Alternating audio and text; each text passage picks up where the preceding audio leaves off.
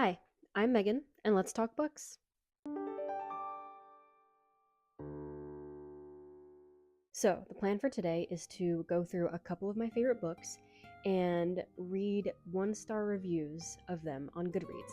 I have a Goodreads account, and I'm not really good at updating it, but when I do like to leave a star review or at least like a little description of what I thought. So I just scrolled through my Goodreads and then found some books that I remember that I absolutely loved that I read recently that I can talk about. And I also went into the one star section and found some not very nice reviews of these books. And we're gonna read them, we're gonna talk about them, and we'll see if like any of their points stand, if I have anything to add, anything that I agree with. So let's get started. The first book we're gonna talk about is Winter from the Lunar Chronicles by Marissa Meyer. This is a YA sci-fi almost fantasy series. This is the last book in the 4-book series. It also has a novella that I read. Novella? Novella. And this is one of my all-time favorite series, and it is something that got me into reading right in the middle of high school when I was sort of touching the waters on reading. But this series really solidified my love for reading, and I cannot describe in words how much I love this series. Oh my god. Spoilers ahead for everything involving this series and this book regarding these reviews. This story follows 4 princesses slash fairy tale characters: Cinderella, Red Riding Hood, Snow White, and Rapunzel.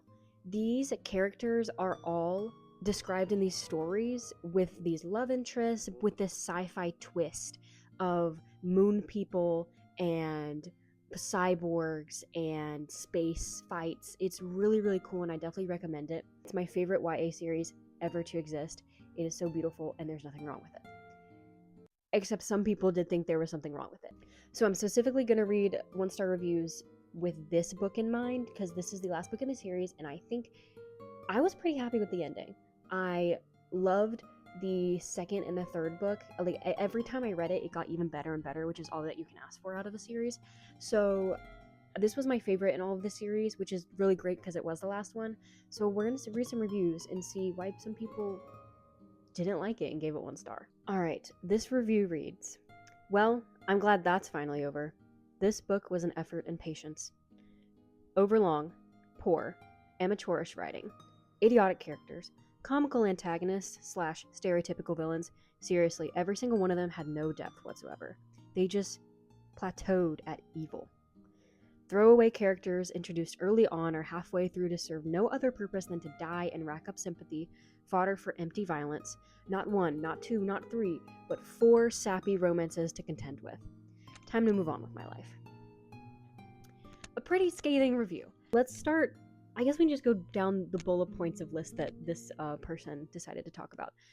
Overlong. I don't necessarily think it's overlong. I think it's a pretty beefy book, but I think it finishes the arcs of each character pretty nicely in a perfect little bow, and they all interconnect and wove into this one sort of mainstream story that follows the main character Cinder, which is a sci-fi take on Cinderella. I think all the scenes included seemed pretty important, all the character moments. I think there were little moments of fluff that I definitely loved. I love fluff in a book. The happy moments, the really intense moments, I think it had enough and also made sure to cut out all the unnecessary parts. So I don't know if I necessarily agree with that. Next one is poor amateurish writing. Listen, you have to go into this book with the caveat that this is a young adult book. And I know, like, young adult doesn't mean it has to be bad writing. I don't think this is bad writing. I really love this writing style. I love the third person writing style. I loved the descriptiveness of this book. I do think it is not as obviously intense as a high fantasy book. And that's what comes with the territory of YA. So I think you just have to know what you're getting into. You can't come into this and expect a Stephen King novel, you know? Idiotic characters. Okay, I kind of agree, but I kind of am okay with it. Like, do I love it when the characters that I'm following along with are a little bit dumb? Yes, but only a little bit. And I think these characters are only a little bit dumb, at least some of them. Like, of course, you have the comic relief characters, and then you have the really, like, structurally smart characters. I think all of them are, like, 16 or 17 or 18 or, like, just 19 or 20. Like, these are young adults. Like, some of them still kids. So it's okay if these characters are a little stupid and make mistakes that you wouldn't because you're a fully formed adult, you know? Maybe that's just a hot take, but that's my opinion. Comical antagonists and stereotypical villains.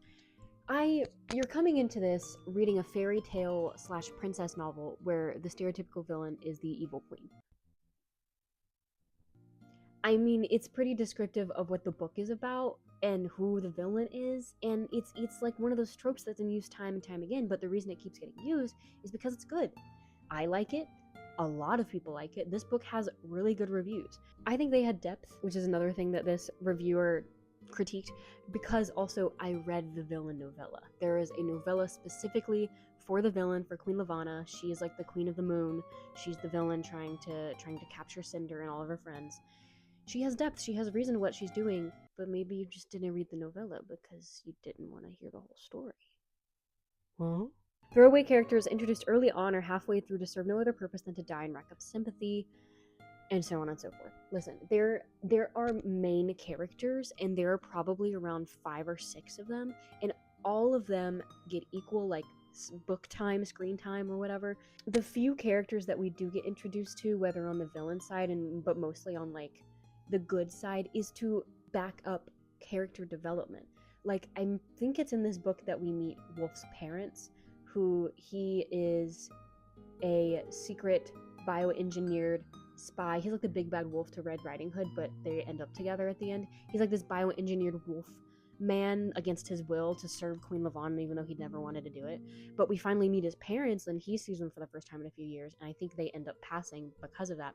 But I think that's like, I don't think that they're there for just fodder. I think they're to help add to his story and sorrow of how he was ripped away from his family, his poor family, who have just been believing this stupid evil queen when she's telling them that, no, I'm your queen, and you're being poor for the good of the country or whatever, like, where you get as much food as you deserve, and they, they're just trying their best to live. I think it just adds to his character and it adds to the depth of the world. And I can't really recall any characters that are just like, oh, throwaways. And we travel through so many different lands and space and on Earth, so I think it is very possible that some characters are there to exist because you need characters to give you information, which is every book. But I think all of those instances that I can remember, they make sense to me. And the last one is not 1, not 2, not 3, but 4 sappy romances. What can I say? I love romance. Listen. It's even better. I'll tell you why it's better. Because each book is focused on an individual romance, while all of them still develop in the other books. So Cinderella, is based on the Cinderella and the Cinderella's Prince story. Little Red Riding Hood, Scarlet is the book it's called, is focused on Little Red Riding Hood and the wolf, but, And then Cress, which is the name of the Rapunzel character, is based on Rapunzel. And then Rapunzel's prince, who's not really a prince, he's more like Flynn Rider in the movie. He's like a thief. And then Winter's Snow White, and then her prince. Each story, they all develop, they all meet each other, they all become this found family. Wow. Found family, y'all. This is the main reason I do love this book. I have to be honest. I know I didn't bring it up, but listen. Their romances in the found family, and then they were all also found family, where they all have their own interwoven dynamics between each other individually. I think it would have been worse, the 4 romances all in one book, if they were not close together in this team to defeat this evil being. But because they are, and because they genuinely have relationships with each other, I think it's all peachy keen. I think it's fine, and I think it's good. Alright, moving on to the next bad review for this. This one's a little long, so stay with me here. Ugh. I don't know what I was expecting. This book brought, inevitably, another heroine along with an already dedicated male love interest, adding up to a total of 8 narrators, plus Aiko, plus Levana, etc. It was way too much. The plot was confusing and meandering. People kept getting caught by Levana, who can't seem to hold to a prisoner for her life, and then escaping, being with the group, being away from the group, being in a separate group, etc. I just couldn't keep track of who was where and when and why, and the whole affair became a bit boring because of it. I persevered, though, to find the least satisfying and most predictable ending ever. Marissa Meyer started out this series with what seemed like an inventive idea. However, after 4 books of static characters, good guys and bad guys who never change, yawn-worthy romances, and the worst uprising ever carried out, I feel no sadness leaving the Lunar Chronicles behind me. I will admit this review makes me a little angry. I think the juggling 6 POVs is hard. I think this author did it well with what the story and what she created. By this point, most of the characters are developed and have reached or are reaching the ends of their arcs, which, funny enough, all convene into this big moment where they defeat Lavanna, and some of them suffer deadly injuries, life-changing injuries because of it, but nobody dies. And that's okay. Nobody has to die at the end of a book or a movie for it to be good, okay? We can enjoy happy endings.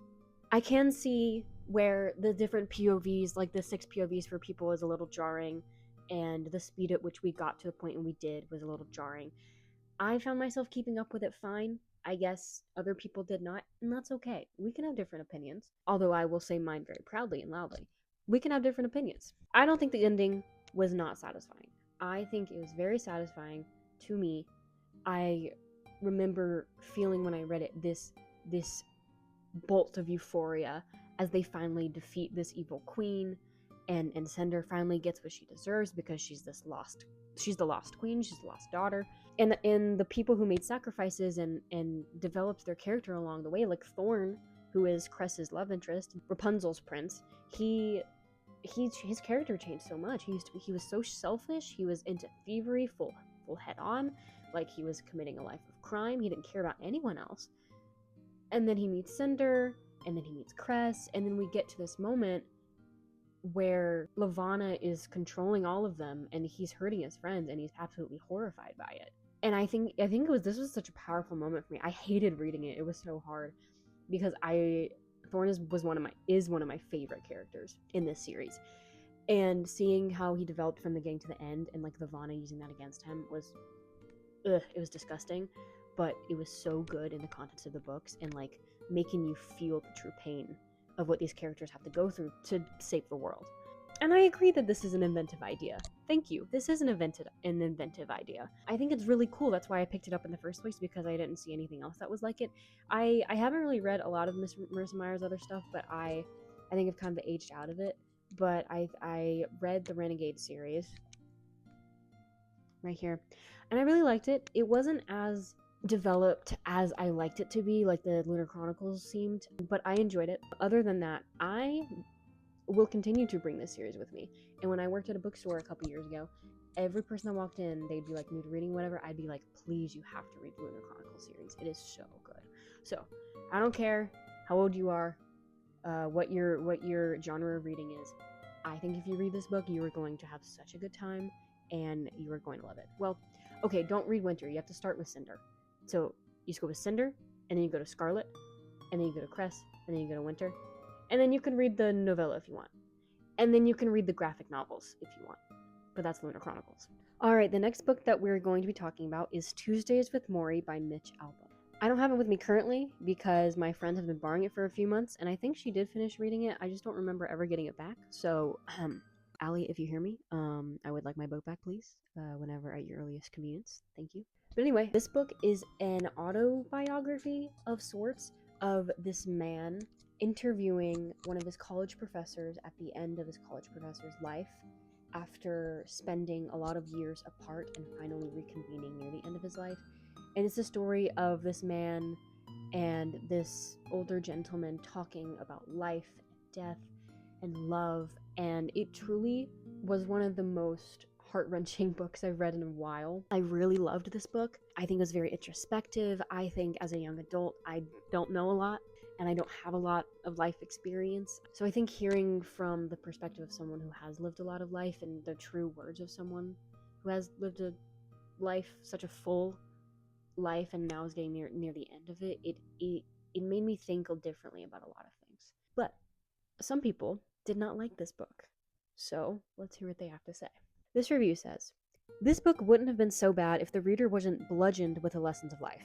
The tone became preachy. I understand that Morrie had the ability to look at life differently because he was dying, but you can't expect people who aren't in the same circumstances to have that perspective. I just didn't get anything from this book."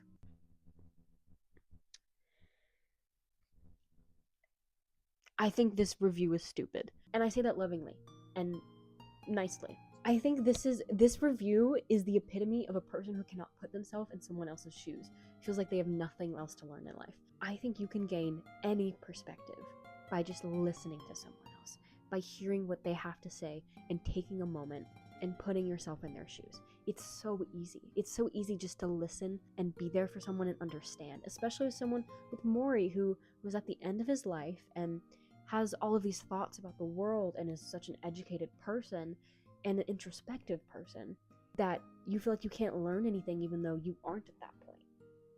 Then what's the point of life?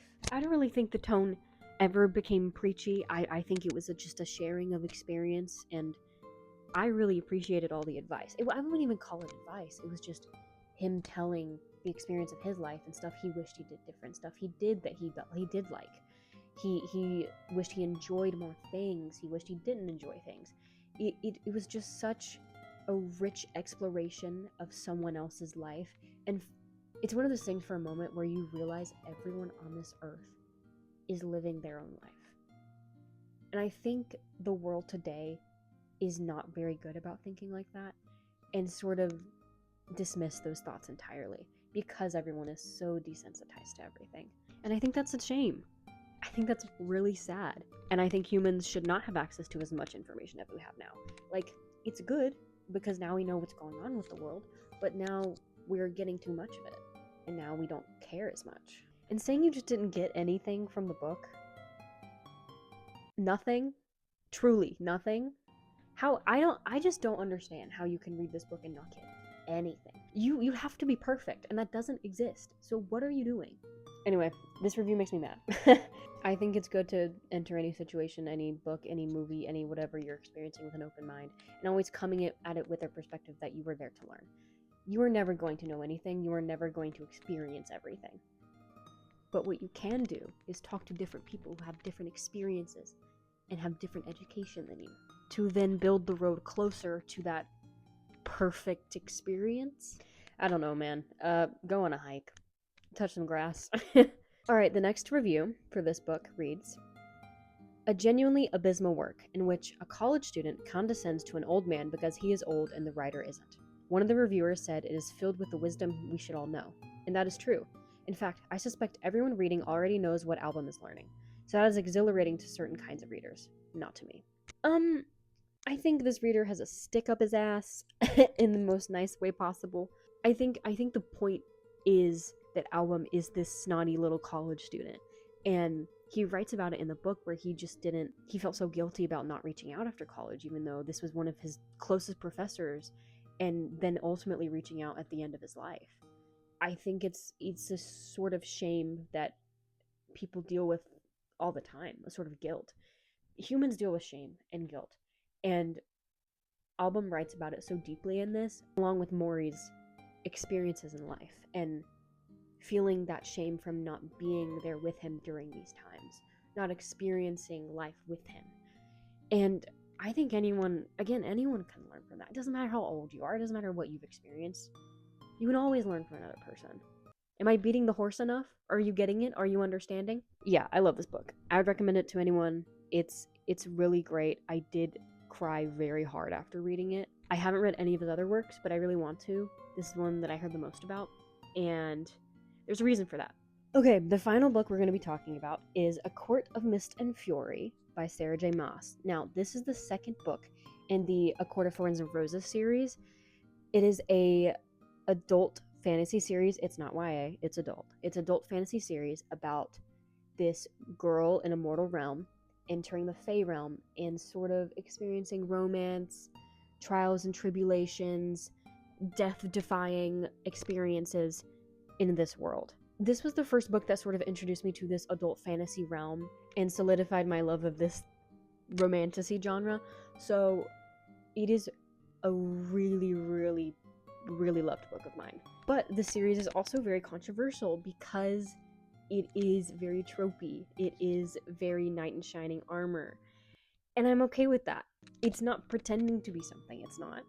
So we're gonna read some interesting reviews about it. Oh man, where do I start? I am so disappointed. This series is so well loved by everyone online. I was just so sure that I was going to love it too. The first book was fine. I think I rated it 4 stars. It was a bit slow, but everyone I spoke with about it said book 2 is where the series starts to get really good and interesting.